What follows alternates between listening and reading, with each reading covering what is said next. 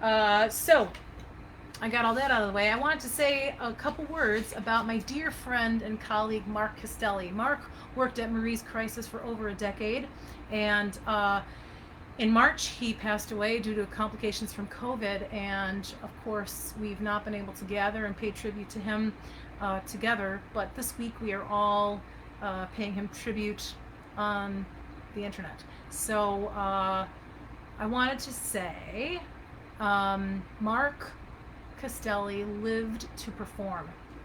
Whether he was singing smack in the middle of the room at Marie's Crisis or regaling you with a story. Oh no, we're having trouble playing this video. What's happening? Hold on. 1 second. Did my live stream just stop? Guys, will somebody tell me if my live stream just stopped?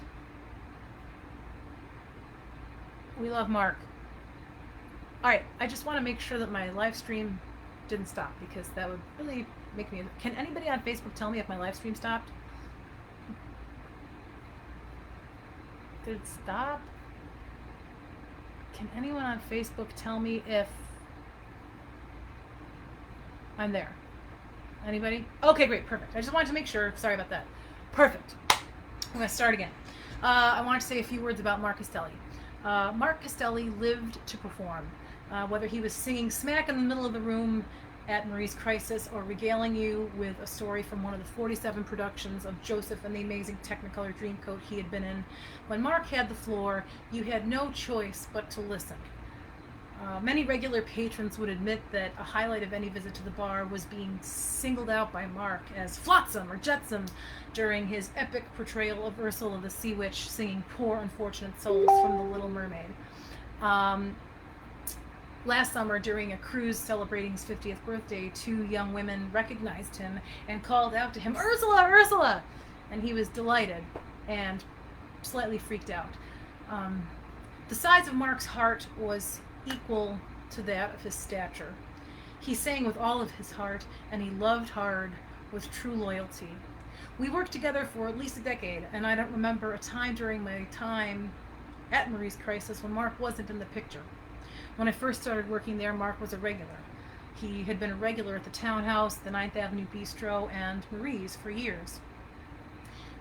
He recommended me as a summer replacement for fabulous pianist William Wade at the 9th Avenue Bistro, and I was initiated into another wonderful piano bar family. He could tell you every story about everybody, and he did so with great relish. Mark embraced everyone as though they were family, with the same tough love and smart-ass attitude that he gave his blood relatives. He was the Dorothy to everyone else's Sophia. I had the great pleasure of spending time with his family on a few occasions. He spoke of his sister Jen and brothers Michael and Dave all the time. So many stories about his mom, and of course his dear grandmother, grandfather, Uncle Richie, and so many others. I felt like I knew all of them the moment I met them, because Mark always carried them so close. The holidays were always a blur because he had to risk his life putting up his grandmother Terry, known as Nanny's, Christmas decorations and lights, and do all the shopping for his nieces and nephews, and the same routine for Easter. He loved doing it. He would do anything for those he loved. So right now, I hope that Mark is somewhere in the great ever after, performing on a cruise ship, having an after-dinner aperitif with Nanny, Philly, Richie, and all of his dear, dear loved ones. Mark, because I knew you, I have been changed for good. And now a song from David Bishop.